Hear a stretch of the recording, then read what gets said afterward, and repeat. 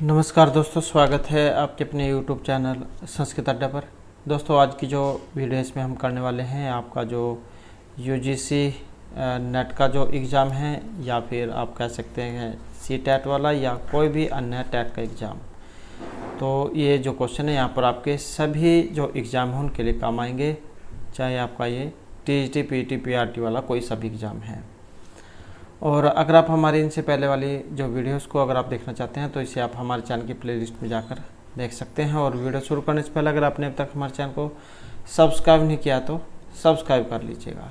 और आप हमारा जो टेलीग्राम ग्रुप है उसे ज्वाइन कर लीजिएगा, क्योंकि जो महत्वपूर्ण जो अपडेट होती है, कई बार क्या होता है वीडियो नहीं बनती है तो इस चैनल पर ये जो टेलीग्राम ग्रुप है इस पर हम डाल देते हैं। तो महत्वपूर्ण अपडेट के लिए भी आप इसको ज्वाइन कर लीजिएगा। और जिसने भी UGC नेट का एग्ज़ाम देना है तो उनके एडमिट कार्ड आ चुके हैं संस्कृत वाले, आप अपना एडमिट कार्ड डाउनलोड कर सकते हैं। और कौन सी डेट में एग्ज़ाम है, कैसे आप डाउनलोड कर सकते हैं, तो वो वाली वीडियो आपको इस वीडियो के अंत में मिल जाएगी। इसके अलावा जो ये CTET वाले हैं इनके लिए भी जो महत्वपूर्ण अपडेट आई है, पहले जो ऑनलाइन जो एग्ज़ाम होता था वो अब की बार यहाँ पर ऑफलाइन एग्ज़ाम होने जा रहा है जैसे पहले होता था। तो इसके ऊपर भी जो वीडियो आपको जो मिल जाएगी, जिसमें जो आप उस लेटर को देख सकते हैं कब से आपके जो एग्ज़ाम है वो शुरू हो रहे हैं। तो सबसे पहले हमारा जो यहाँ पर क्वेश्चन है ये कादम्बरी से है। अलग अलग जो काव्य नाटक है उससे हमने यहाँ पर क्वेश्चन लिए हैं। तो सबसे पहले कादम्बरी से आ जाता है। कादम्बरी किन के द्वारा रचित है? मिर्ची बाणभट्ट के द्वारा। अब यहाँ पर मिर्ची बाणभट्ट जो इनका समय माना पूछा गया है, चौथी शताब्दी, छठी, पाँचवीं या सातवीं शताब्दी। मिर्ची बाणभट्ट का जो समय है ये माना गया है ऑप्शन डी में 7वीं शताब्दी में। तो मिर्ची बाणभट्ट का जो समय 7वीं शताब्दी ईस्वी का पूर्वार्ध माना गया है। इस प्रकार के जो क्वेश्चन होते हैं वो लगभग ईस्वी पूर्व उसमें माने जाते हैं, क्योंकि जितने भी कवि जो हुए हैं एग्जैक्ट डेट जो उनकी नहीं होती है। लगभग जो माना जाता है 7वीं शताब्दी का पूर्वार्ध है, उत्तरार्ध है, इस प्रकार से लगभग इसके आसपास का। तो 7वीं शताब्दी ईस्वी का जो पूर्वार्ध जो यहाँ पर इनको माना गया है। और ये जो मिर्ची बाणभट्ट जैन के द्वारा लिखी गई है कादम्बरी, जो एक अमर कृति है। और हर्षकालीन बाणभट्ट संस्कृत साहित्य गद्य परंपरा के अप्रितम विद्वान ये रहे हैं, क्योंकि जो हर्षवर्धन जो थे इनके जो ये कवियों में से थे। तो इन्होंने फिर इनके जीवन चरित्र के ऊपर जो है चरित्र लिखा था, तो इनके दरबारी कवि हैं ये। उसके बाद नेक्स्ट क्वेश्चन आ जाता है हमारे यहाँ पर जो कादम्बरी है। कादम्बरी जो इसके कथानक का आधार क्या था? महाभारत कथा, श्री सागर, पद्म पुराण या बृहत कथा। तो ये कादम्बरी कथानक आधार ली कहाँ से गई है? और इसका जो संबंध है ऑप्शन डी में रहेगा, तो जो बृहत कथा है। और अब जो ये बृहत कथा किन के द्वारा रचित है ये भी क्वेश्चन महत्वपूर्ण हो जाता है। तो गुणाढ्य जो है उनकी है बृहत कथा। तो इस प्रकार से जो इसका आंसर यहाँ पर रहेगा। उसके बाद जो नेक्स्ट क्वेश्चन आ जाता है, राजा शूद्रक जैन की राजधानी विदिशा, अवंती, उज्जैनी या इनमें से कोई सभी नहीं। तो राजा शूद्रक जैन की राजधानी कौन सी थी? और इनकी राजधानी मानी गई है विदिशा नगरी या विदिशापुरी। तो यह वर्णन किस में है? कादम्बरी में है। और ऐतिहासिक संस्कृत ग्रंथ में शूद्र के 3 जन्म की कथा दी गई है। कई बार ये भी क्वेश्चन आ जाता है कि इनके 3 जन्म की कथा है कादम्बरी में। तो 3 जन्म की कथा है, जिसमें पूर्व जन्म में चंद्रमा, चंद्रपीड़ और शूद्रक ये माने गए हैं। उसके बाद जो नेक्स्ट क्वेश्चन आ जाता है, कादम्बरी हर्षचरितम में मिर्ची बाणभट्ट ने किस देवता की स्तुति की थी? शिव, विष्णु, दोनों की या इनमें से किसी की भी नहीं। और इनके द्वारा जो की गई थी, इन दोनों की गई थी, जिसमें शिव और विष्णु ये दोनों आ जाते हैं। तो हर्षचरित में मिर्ची बाणभट्ट ने शिव और विष्णु नामक जो देवता हैं इनकी आराधना की थी। और कादम्बरी के मंगलाचरण में इन्होंने जो एक पंक्ति के द्वारा ये बताया था, त्रिमाए त्रिगुणात्मने नमः। तो इनके बारे में यहाँ पर बताया गया है। उसके बाद अगला क्वेश्चन आ जाता है हमारा यहाँ पर, सुख जाइए पूर्व जन्म में कौन थे? इंद्रायुध, चंद्रपीड़, कपिंजल या फिर पुंडरीक। तो सुख मतलब जो इसमें तोता जो है घटना जो बता रहा है। और तो ये पूर्व जन्म में इनमें से क्या थे? और पूर्व जन्म में कौन थे? तो ये पुंडरीक थे। और इसमें जो है जो 3 जन्म हैं इनके बारे में बताया गया था, जिसमें इनका नाम जो है पुंडरीक, वैशंपायन और शुक ये माना गया है। उसके बाद आ जाता है जो बाण है तो पंचानन है। ये भी एक सूक्ति है जो एग्जाम में पूछ जाती है, महत्वपूर्ण सूक्ति है ये। तो यहाँ पर ये इसी से मिलती जुलती क्या है, 2 हैं। अब जो ये बाण है तो पंचानन जो सूक्ति है ये किन के द्वारा कही गई है, चंद्रदेव, मल्लिनाथ, किशन कवि या जयदेव। तो इनका जो संबंध देखें तो ऑप्शन ए में है। तो किन की है ये, चंद्रदेव की है। तो इनके बारे में भी देख लेते हैं। तो चंद्रदेव जो इन्होंने मिर्ची बाण भट्ट के विषय में बाण है तो पंचानन ये कहा था, और महाकवि जयदेव इन्होंने पंच बाण है तो बाण है यह कहकर संबोधित किया था। तो इस प्रकार से ये 2 हैं यहाँ पर, एक तो ये चंद्रदेव है, एक जयदेव है। चंद्रदेव के अनुसार बाण है तो पंचानन है, और जो जयदेव है इनके अनुसार पंच बाण है तो बाण है।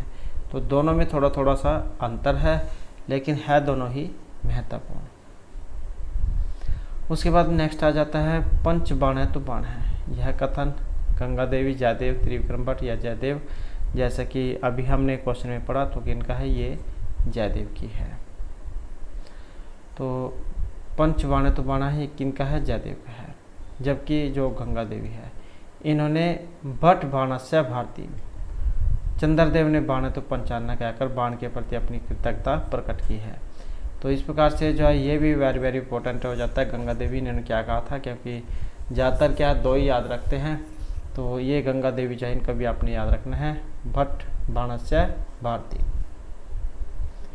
उसके बाद नेक्स्ट क्वेश्चन आ जाता है यहाँ पर शुकनासोपदेश किस ग्रंथ का अंश विशेष है, रघुवंश का है, नलोपाख्यान का है, हर्षचरित या कादम्बरी का है। तो शुकनासोपदेश किस ग्रंथ का अंश विशेष है, तो किसका है, ये ऑप्शन आएगा सी वाला। तो कादम्बरी जो है इसी का ही एक अंश है, कादम्बरी का शुकनासोपदेश। उसके बाद नेक्स्ट क्वेश्चन आ जाता है हमारा यहाँ पर जो इसमें पत्तर लेखा है, ये पुत्री थी तो किन की थी, गंधर्वराज, कुलतेश्वर, तारापीठ या शुकनास की। तो किन की पुत्री थी ये, और इनमें देखें तो जो ऑप्शन बी वाले हैं कुलतेश्वर। तो पत्तर लेखा किन की है, कादम्बरी की एक पत्र है, और कुलतेश्वर की ये पुत्री मानी गई है। उसके बाद जो नेक्स्ट क्वेश्चन आ जाता है, कादम्बरी में कितने जन्म की कथा बताई गई है। तो कादम्बरी में कितने जन्मों की कथा है, 2, 1, 3 या फिर 4 जन्म की। तो इसमें क्या है, 3 जन्म की जो कथा है ये बताई गई है। तो कौन सा रहेगा, ऑप्शन सी वाला। तो इनके बारे में भी जान लेते हैं। तो कादम्बरी जो है इसमें 3 जन्म की कथा का वर्णन हमें प्राप्त होता है। इसमें चंद्रापीड़ जो है प्रथम जन्म में चंद्रमा, दूसरे जन्म में चंद्रापीड़ और तीसरे जन्म में ये शूद्रक थे। तो इस प्रकार से पहला, दूसरा, जो तीसरा जो जन्म है इसके बारे में आपको पता होना चाहिए। तो जो चंद्रापीड़ जो है पहले जन्म में चंद्रमा, ऐसे आप याद रख सकते हैं, चंद्रापीड़ चंद्र, और दूसरे में चंद्रापीड़ और तीसरे में शूद्रक। तो ऐसे आप याद रख सकते हैं, अगर वैसे याद नहीं रहता है। पहले में चंद्र है, दूसरे में चंद्रापीड़ और तीसरे में शूद्रक। और वैशंपायन ये तो प्रथम जन्म में पुंडरीक, दूसरे जन्म में वैशंपायन और तीसरे जन्म में वैशंपायन शुक के रूप में जन्म लेते हैं। तो इस प्रकार से आप याद रख सकते हैं, चंद्रपीड़ का चंद्रमा, पहले चंद्रमा, फिर दूसरे में चंद्रपीड़, तीसरे में शूद्रक। और जो वैशंपायन है पहले जन्म में पुंडरीक, दूसरे जन्म में वैशंपायन और तीसरे जन्म में वैशंपायन शुक। तो इस प्रकार से इनके 3 जन्मों की कथा है इसमें, चंद्रपीड़ और ये पुंडरीक जो है। उसके बाद जो नेक्स्ट क्वेश्चन आ जाता है हमारा शिवराज विजय से, पंडित अंबिका दत्त व्यास जो उनके द्वारा रचित है। अब इसमें क्वेश्चन आया कि भारत में जो सोमनाथ मंदिर इसका आक्रमण करने वाले जो मुस्लिम शासक थे इनमें से कौन थे, मोहम्मद गोरी, कुतुबुद्दीन ऐबक, बाबर या महमूद गजनवी। तो ये जो सोमनाथ मंदिर जो भारत का प्राचीन मंदिर था, इस पर आक्रमण करने वाले मुस्लिम शासक थे और ये थे महमूद गजनवी। तो भारत में सोमनाथ मंदिर पर आक्रमण करने वाले कौन थे? मुस्लिम शासक थे, महमूद गजनवी। और अंबिकादत्त व्यास जो है इसके बारे में इसमें वर्णन हुआ है। 17 बार जो है इन्होंने भारत पर आक्रमण किया था।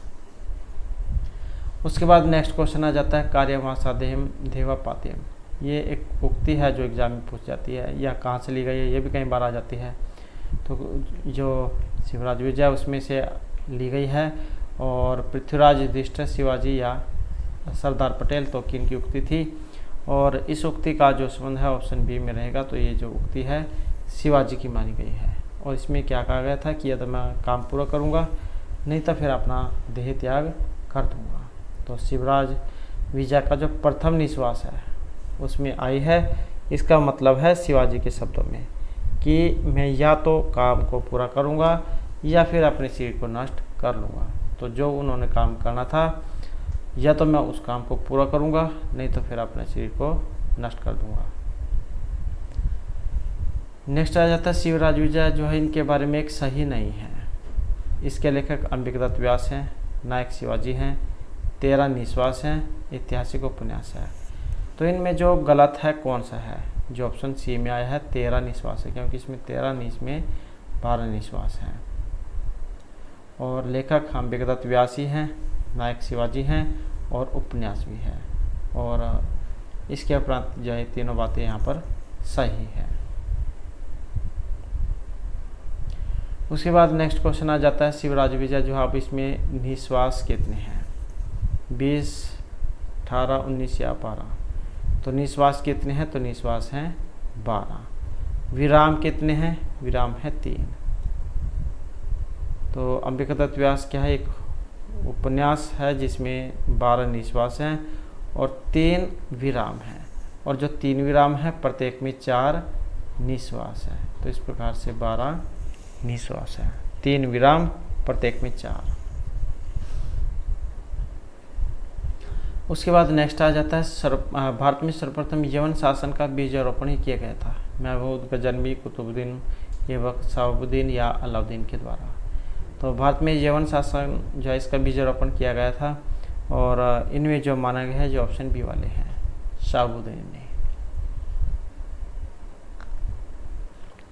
तो इसका जो बीजारोपण जो है ये सबसे पहले शहाबुद्दीन ने किया था। उसके बाद नेक्स्ट क्वेश्चन आ जाता है हमारे यहाँ पर वीररस प्रधान काव्य कौन सा इनमें से? उत्तरामचरित है, नैषधीयचरितम है, किरातार्जुनीय है या कुमार संभव है? वीररस कौन सा होता है? जहाँ पर ये युद्ध का वर्णन होता है, तो उनमें होता है वीररस। अब आप इनमें देख सकते हैं कि इसमें युद्ध वर्णन हुआ है, क्योंकि और तो सारे ये करुण रस वाला है, ये श्रृंगार, ये वाले श्रृंगार। तो ऑप्शन डी में जो किरातार्जुनीय है इसमें युद्ध का वर्णन है, क्योंकि महाभारत उसमें से है। महाभारत में युद्ध का वर्णन है, तो क्या हो जाएगा?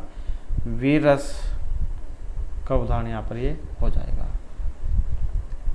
और ये जो किरातार्जुनीय जो है ये बृहत्तरी में आता है, महर्षि भारद्वाज उनके द्वारा लिखा गया है।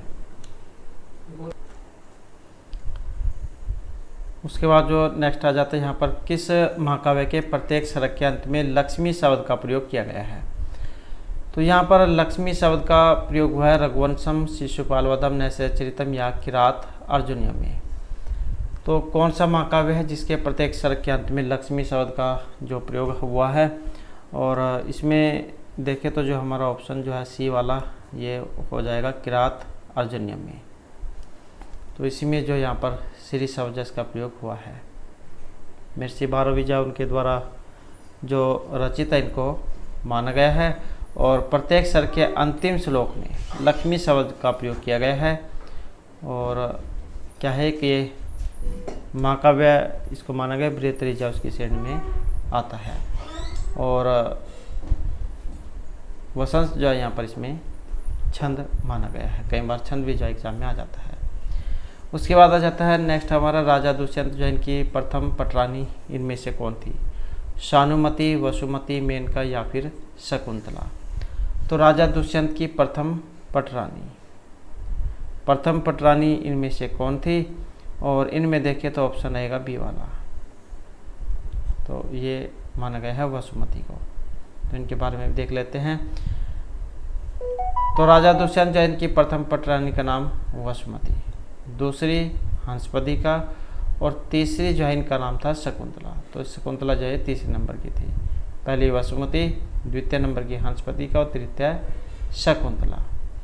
और जो यहाँ पर सानुमती है, ये जो अप्सरा है मेनका, इनकी सखी मानी गई है। और मेनका कौन है? तो ये है शकुंतला की वास्तविक रियल माँ, उनको जन्म देने वाली। और विश्वामित्र इनके वास्तविक पिता हैं, क्योंकि जो महर्षि कण्व जो थे वो तो सिर्फ उनका पालन पोषण करने वाले ही थे। तो जन्मदाता जो है मेनका और विश्वामित्र, इनको माना गया है वास्तविक इनका पिता। नेक्स्ट है अर्थो ही कन्या प्रक्रिया। ये एक श्लोक आता है चतुर्थांक में अभिज्ञान शकुंतलम में। तो ये सूक्ति है गौतमी, सारंगरव, अनसुईया या फिर महर्षि कण्व की। तो अर्थो ही कन्या प्रक्रिया, स्त्री जो होती है निश्चय परायधन होती है। और आज उसको उनके पति घर भेजकर मेरी जो अंतरात्मा वो बहुत खुश हो गई है, या मेरे ऊपर जो बोझभार था वो कम हो गया है। तो जैसे ही जो वास्तविक जो रियल जो जिंदगी है, इसमें भी जब लड़की जो अपने परिवार से जब अपने पति घर को जाती है, तो उनके जो परिवार वाले हैं वो जो है उनको कुछ जो सीख वाली बातें कह सकते हैं आप, वो समझाते हैं कि तुम वहाँ पर जाकर लड़ाई झगड़ा मत करना, सभी के साथ प्यार से बोलना। तो इस प्रकार की बातें जो है सभी जो है अपने जो लड़कियाँ उनको समझाते हैं। तो इस प्रकार की जो बातें हैं महर्षि जो कण्व है उन्होंने बताई थी। तो ऑप्शन डी जो है यहाँ पर इसमें माना गया है। तो शकुंतला की विदाई के समय महर्षि कण्व ऋषि के मुख से सूक्ति निकलती है कि कन्या सचमुच में एक पराया धन होती है।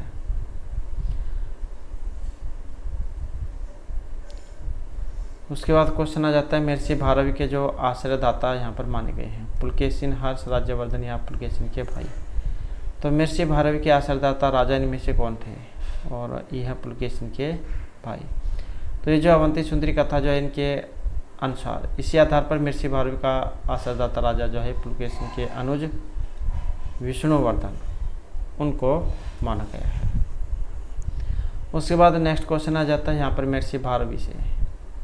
तो दक्षिणात्य, औदिच्य, पश्चिमी भाग या पूर्व उत्तर भाग के। तो महर्षि भारवी जो इनको माना गया है, और इनको माना गया है दक्षिणात्य।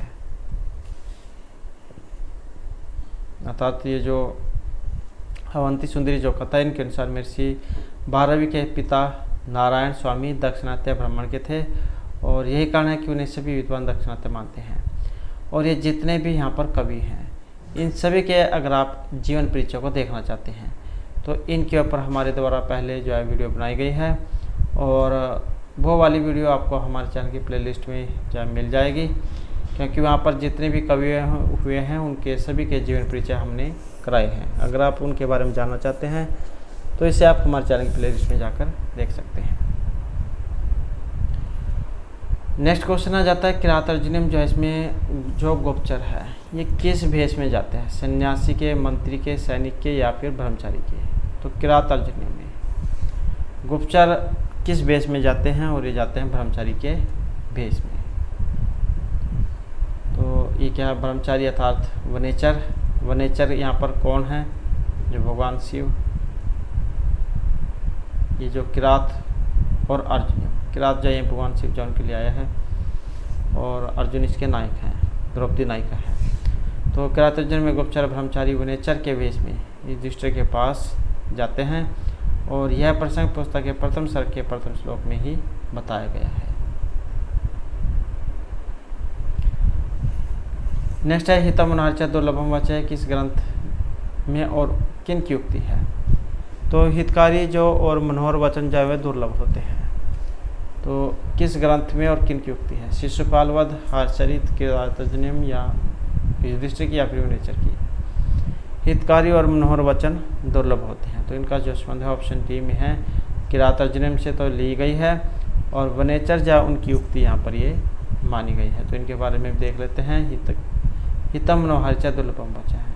तो यह उक्ति किरात अर्जुनम के प्रथम सर्ग के चतुर्थ श्लोक में वनेचर से संबंधित है। और वह दृष्टि से कहते हैं कि हे महाराज, हितकर और प्रिय वाणी सदैव दुर्लभ हुआ करती है। ऐसे ही आपने बहुत ही कम लोग देखे होंगे, व्यक्ति देखे होंगे जो दूसरे के भलाई के बारे में सोचते हो, क्योंकि सभी क्या है अपने बारे में सोचते हैं, अपने भला तो जग भला।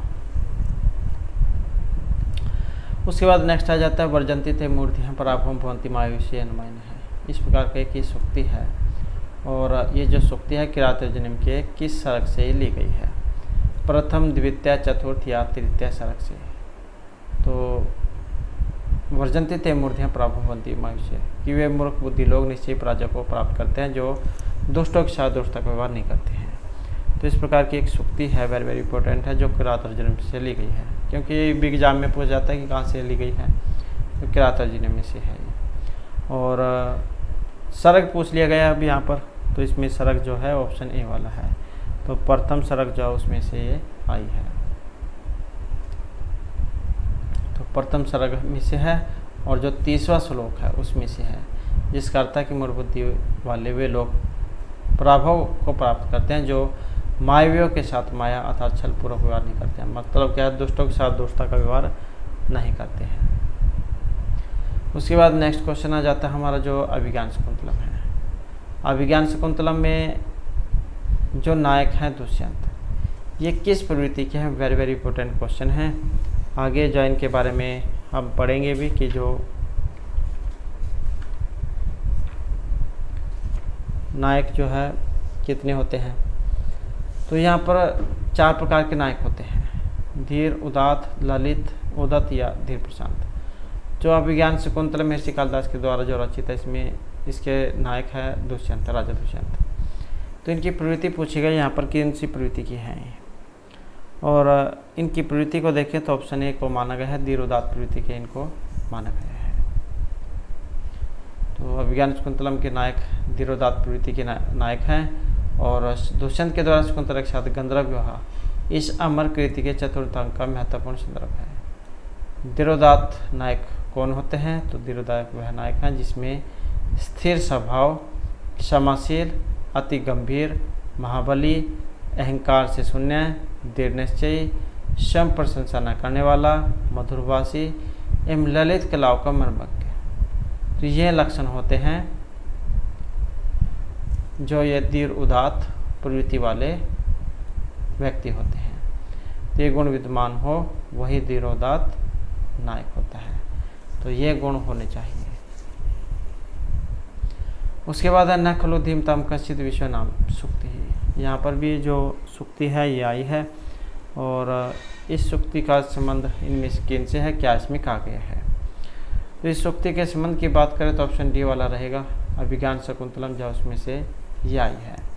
और इसमें क्या कहा गया था कि विद्वानों के लिए कोई भी चीज़ अज्ञात नहीं होती है। न खलु धीमताम कश्चित विषय नाम, बुद्धिमान जो होते हैं उनके लिए कोई भी वस्तु ऐसी नहीं होती है जो वे ना जानते हो, जिसके बारे में उन्हें न पता हो। तो अभिज्ञान शकुंतलम में से ली गई है चौथे अंक में से कि विद्वानों के लिए कोई भी चीज़ अज्ञात नहीं होती। जो बुद्धिमान व्यक्ति होते हैं वो सारी चीज़ की खबर रखते हैं। नेक्स्ट है परभृत किस पक्षी को कहा गया है? कौवा, कबूतर, कोकिल या मयूर को। तो परभृत, और परभृत जो यहाँ पर कहा गया है कोयल को। तो कोकिल जो होती है कोयल, इसी का दूसरा नाम है परभृत। पिक, कोयल, वनप्रिय, तो इन नामों से भी इनको जाना जाता है। और ये जो अभिज्ञान शकुंतलम इसका चौथा अंक जो है और इसका जो 10वां श्लोक है, इसमें एक इस शब्द का प्रयोग किया गया है। उसके बाद नेक्स्ट क्वेश्चन आ जाता है किसने शकुंतला को शाप के प्रभाव से मुक्त कराने के लिए दुर्वासा से प्रार्थना की थी? प्रियमदा, गौतमी, मेनका या अनसुया। जब अभिज्ञान शकुंतला में शकुंतला जो है अपने पति जो है राजा दुष्यंत उनके ख्यालों में खोई हुई होती है, तो ये जो दुर्वासा ऋषि उनके दरबार पर आते हैं और भिक्षा मांगते हैं, लेकिन इनका जो ध्यान है वह अपने पति के ख्याल में होता है। तो इस कारण से ये ध्यान नहीं कर पाते हैं इनके द्वार पर कौन है। और दुर्वासा ऋषि को क्रोधित स्वभाव का वैसे ही पहले माना जाता है, तो इसी कारण से ये क्रोधित हो जाते हैं कि तुमने घर आए हुए कि मेरा अपमान किया है। तो इस कारण से इनको ये श्राप दे देते हैं कि तुम जिनके ख्याल में खोई हुई हो तुम उनको ही भूल जाओगी। तो उसके बाद फिर जब इनकी आंखें खुलती है और देखते हैं कि भाई ये क्या हो गया, तब इनकी एक सखी है जो मन्नत क्षमा करती है। और जैसे आपने फिल्म जो होती है उसमें भी देखा होगा, तो फिर ऐसे ही सेम घटना होती है और वो उनसे जा क्षमा मांगती है कि मेरे से ऐसी गलती हो गई और मुझे क्या अब इसका मुक्ति का कुछ उपाय बताओ। तब इनकी सखी जा उसको फिर शांत करने का काम करती है। और इनमें जो ये सखी है इनका नाम था प्रियमदा। और चतुर्थ अंक जो है इसमें इनके बारे में वर्णन हुआ है। तो शकुंतला को शाप से प्रभाव से मुक्त करने हेतु दुर्वासा ऋषि से प्रियमदा ने अनुनय विनय किया था, क्षमा मांगी थी, प्रार्थना की थी।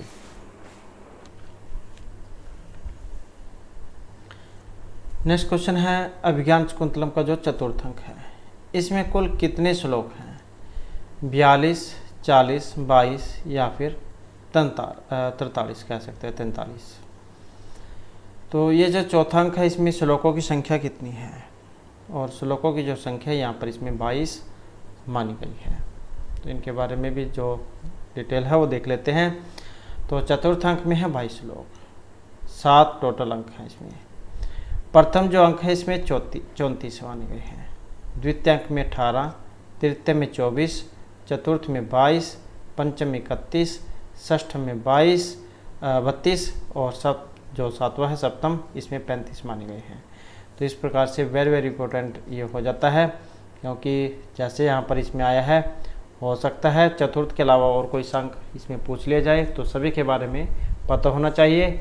तो प्रथम 34, द्वितीय 18, तृतीय 24, चतुर्थ 22, पंचम 31, षष्ठ 32 और सप्तम 35 जो अंक है श्लोक जो है यहाँ पर इसमें माने गए हैं।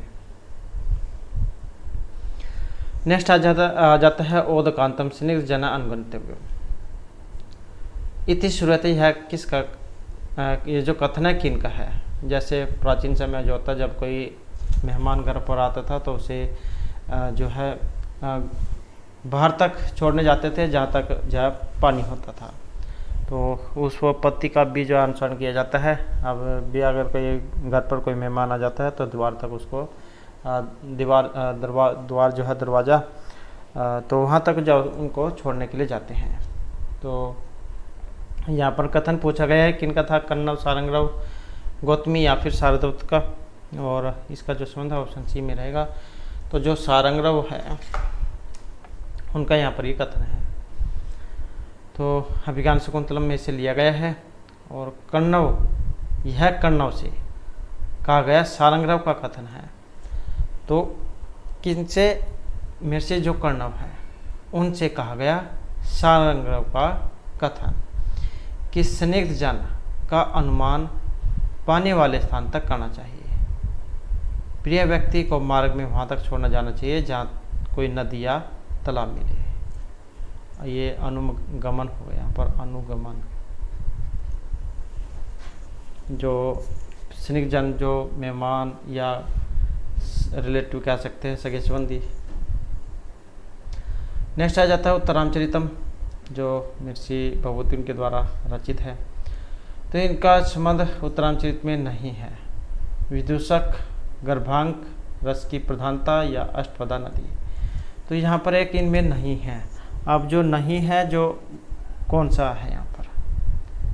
तो इसमें देखिए तो जो ऑप्शन जो है ए वाला और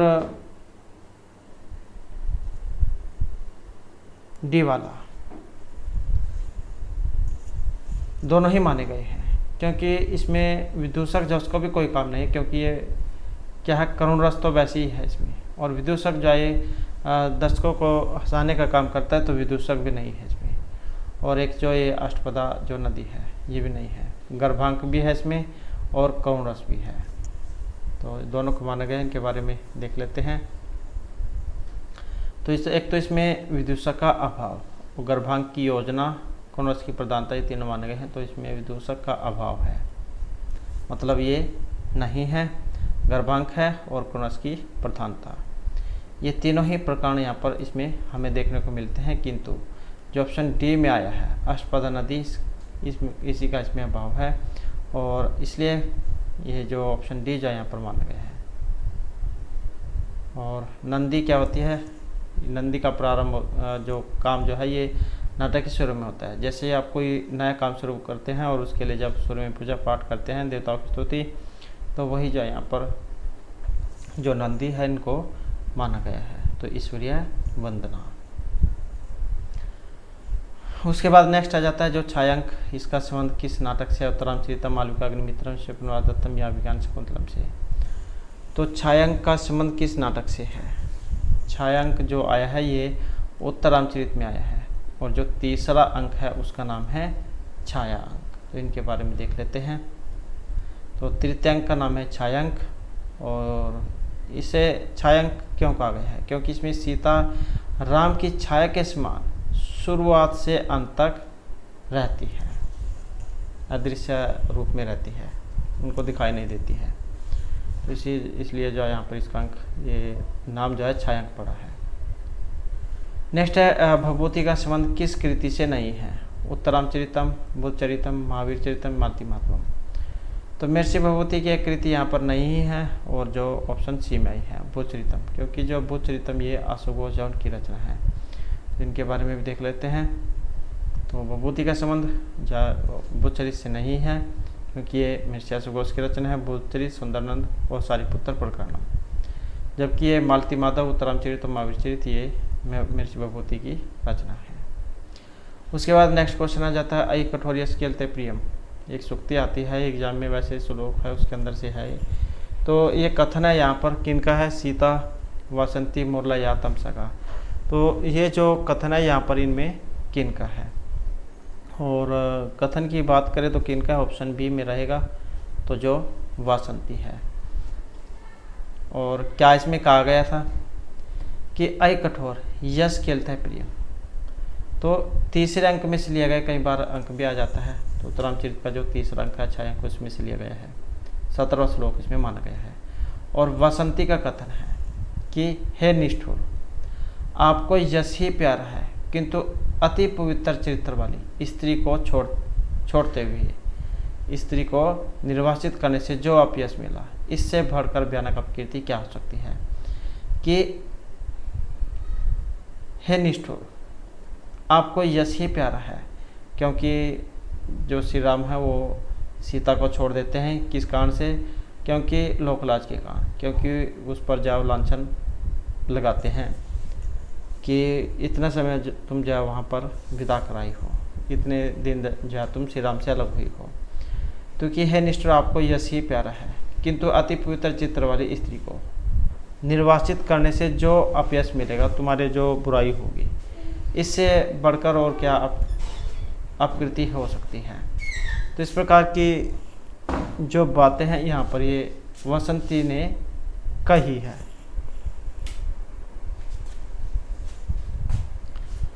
उसके बाद नेक्स्ट आ जाता है मेघदूत से। उसके बाद जो यहाँ पर जो मेघदूत जो है उससे संबंधित जो क्वेश्चन आ जाते हैं, जो महर्षि कालिदास के द्वारा रचित है। खंडों में बटा हुआ है पूर्वार्ध और उत्तरार्ध में। तो यहाँ पर क्वेश्चन आ जाता है कि कुंवर के द्वारा यश को श्राप दिए जाने पर वह किस पर्वत पर जाकर रहने लग जाते हैं? विंध्याचल, अमरकोट, अरावली या रामगिरी पर्वत पर। तो धनपति जो कुबेर है, इनके द्वारा यक्ष को श्राप दिया जाता है क्योंकि ये जो इनको काम मिला हुआ था वो सही ढंग से नहीं कर रहे थे और इनकी चालाकी के बारे में इन्हें पता लग जाता है। तो इस कारण से इनको श्राप दे देते हैं, क्योंकि इनका जो है उस समय ताज़ा जो है कह सकते हैं कि शादी हुई होती है और इनका काम था कि सुबह के समय में हर रोज़ कुबेर के लिए पुष्प लेकर आना। लेकिन इनकी जो है शीघ्र ही जो शादी हुई होती है, तो इस कारण से सुबह जल्दी नहीं उठ पाते हैं और ये क्या करते हैं, सुबह वाले काम को शाम को ही कर लेते हैं। और एक दिन क्या होता है, जो भंवरा जो होता है वो एक पुष्प के अंदर बंद हो जाता है और कुबेर जब उसको सुबह खोलते हैं तो वो उनके हाथ पर काट जाता है और कुबेर एकदम से समझ जाते हैं कि ये काम जो इन्होंने सुबह की बजाय शाम ही किया था और इसी कारण से जो इनको फिर ये श्राप दे देते हैं। फिर उसके बाद जो ये रामगिरी पर्वत जो है वहाँ पर जाकर रहने लग जाते हैं, वहीं पर फिर अपने दिन ये व्यतीत करते हैं, जहाँ से फिर मेघ को अपने दूत के रूप में अपनी प्रियतमा यक्षिणी जो है उनके पास भेजते हैं।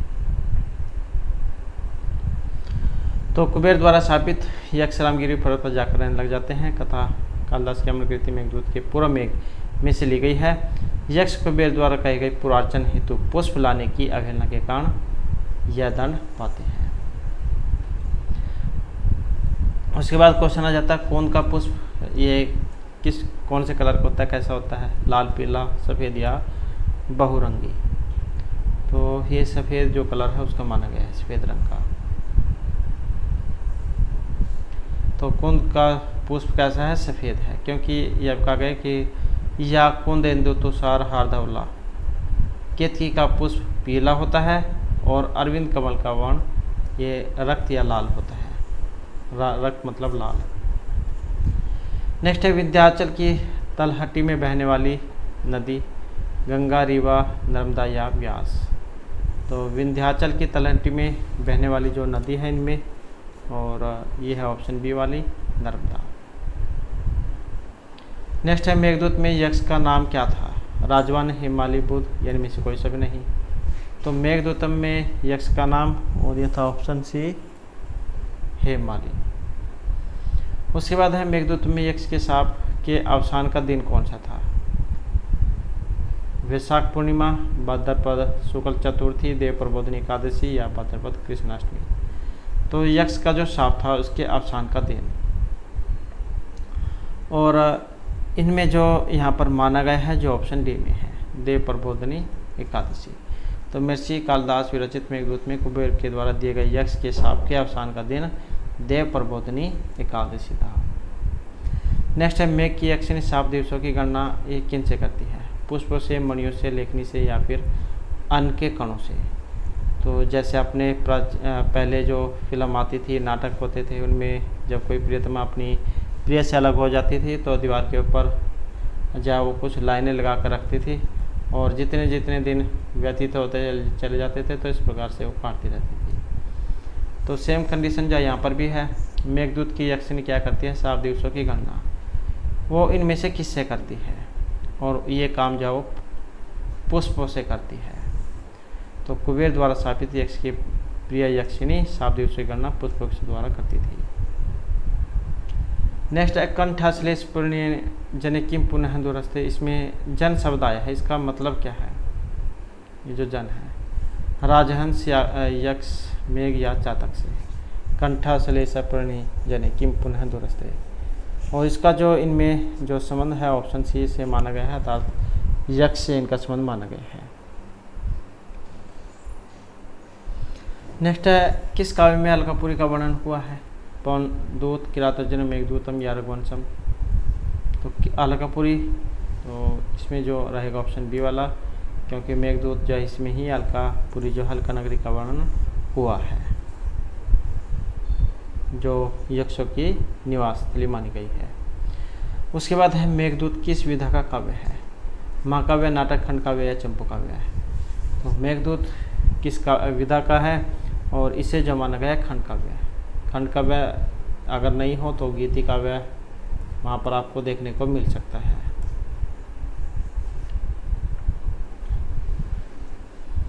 तो ये खंड काव्य जिसे गीति काव्य भी कह सकते हैं, और इस खंड काव्य में अपनी प्रिय से बिछड़ने की स्थिति में विरह में व्याकुल यक्ष की मनोव्यथा का बड़ा ही मार्मिक चित्रण यहाँ पर किया गया है। उसके बाद यक्ष का प्रवास कितने दिनों का था, 5 वर्ष का, 1 वर्ष का, 3 या 3 महीने का। तो इनको जो श्राप दिया गया था, जो अवधि जो थी वो कितने दिनों की थी, और इनकी जो यहाँ पर अवधि जो इसमें थी तो ये थी 1 साल की, ऑप्शन सी। तो कुबेर के द्वारा जो शापित यक्ष रामगिरी पर्वत पर विनिश्चित अवधि के लिए निर्वासित जीवन व्यतीत करते हैं। उसके बाद नेक्स्ट क्वेश्चन आ जाता है हमारा यहाँ पर नीति शतकम, जो महर्षि भर्तृहरि के द्वारा रचित है। तो इसमें एक श्लोक आता है, सर्वे गुणः कांचन आश्रयन्ति, सभी गुण जो होते हैं सोने में निवास करते हैं। तो ये कहाँ से ली गई है, और इसका जो संबंध है ऑप्शन बी में रहेगा, तो नीति शतकम से, कि सभी गुण कांचन में ही निवास करते हैं। नेक्स्ट आ जाता है भर्तृहरि के अनुसार सर्व उत्कृष्ट आभूषण इनमें कौन सा है? विनय, क्षमा, वाक्संयम या फिर शील। तो महर्षि भर्तृहरि के अनुसार सर्व उत्कृष्ट आभूषण, सबसे अच्छा आभूषण कौन सा है? तो यहाँ पर जो आया है ऑप्शन सी वाला, शील स्वभाव, तो इसी को माना गया है। तो इनके अनुसार क्या है? शील ही एक ऐसा आभूषण है जो मनुष्य को अन्य प्रभावोत्पादक साधन की तुलना में विशेष सुशोभित करता है। उसके बाद नेक्स्ट आ जाता है हमारा यहाँ पर संधि से है कुछ क्वेश्चन। तो संधि पद विधि है, वर्ण विधि है, इनमें दोनों है या कोई इनमें से दोनों में से नहीं है? तो संधि क्या है? और संधि के देखें तो ऑप्शन सी जो है इसको यहाँ पर माना गया है। तो सॉरी, जो बी वाला है।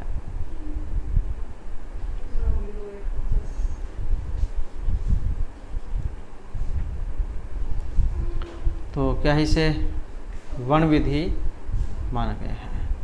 तो संधि का शाब्दिक अर्थ मिलना या जोड़ना। जब सन्निकट दो स्वरीय व्यंजन परस्पर मिलकर परिवर्तन या विकार उत्पन्न करते हैं तो उसे कहते हैं संधि। यहाँ पर ध्यान देने की बात है कि दो स्वरीय व्यंजन अर्थात वर्ण मिलते हैं तभी संधि होती है। संधि होने के पश्चात ही पद का निर्माण होता है। संस्कृत भाषा में संधि का नियम है कि जिन शब्दों में घनिष्ठता हो तो वहाँ संधि अवश्य होगी, और उसका अभाव हो वहाँ संधि करना बोलने वाले की इच्छा पर निर्भर करता है। इसलिए संधि क्या वर्ण विधि है, न कि पद विधि। नेक्स्ट आ जाता है अंतर प्लस राष्ट्रीय का जब हम मिलान करेंगे तो क्या बनेगा इसका? और इसका जब हम यहाँ पर मिलान करेंगे तो कौन सा बनेगा? ऑप्शन ए वाला, अंतर्राष्ट्रीय। ये जो ड्रालोपे पुरुष दीर्घोणा आपने पढ़ा होगा विसर्ग संधि में, तो वह वाले इसमें सूत्र प्रयोग होते हैं। तो इसके बारे में देख लेते हैं। यहाँ पर अंतर प्लस राष्ट्रीय, ये इसका संधि विच्छेद। फिर उसके बाद ड्रालोपे पुरुष दीर्घोणा जो विसर्ग संधि में आता है ये लगेगा।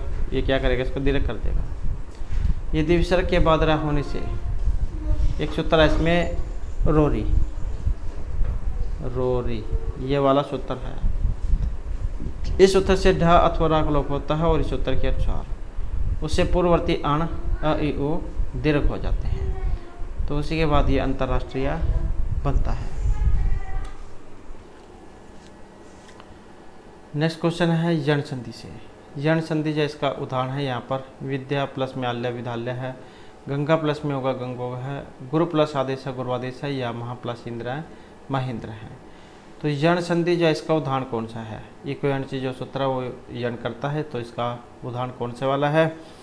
और यहाँ पर देखें तो ऑप्शन सी जो है इसको माना गया है गुरु प्लस में आदेश है गुरुआदेश है, क्योंकि ये दीर्घ वाला है, ये वृद्धि वाला है, ये गुण वाला है। तो इसके बारे में डिटेल जा देख लेते हैं। तो यण संधि का उदाहरण गुरुआदेश है, गुरु प्लस में आदेश है, क्योंकि ई को या, उ को व, री को रा और री जो है इसको ला होता है। तो इस प्रकार से ये होते हैं जो एक यण सूत्र में है। तो गुरुआदेश है जो इसका उदाहरण है, ई को या, उ को वा, री को री और री को ला, ये हो जाते हैं। तो ये सारे यहाँ पर हो जाते हैं।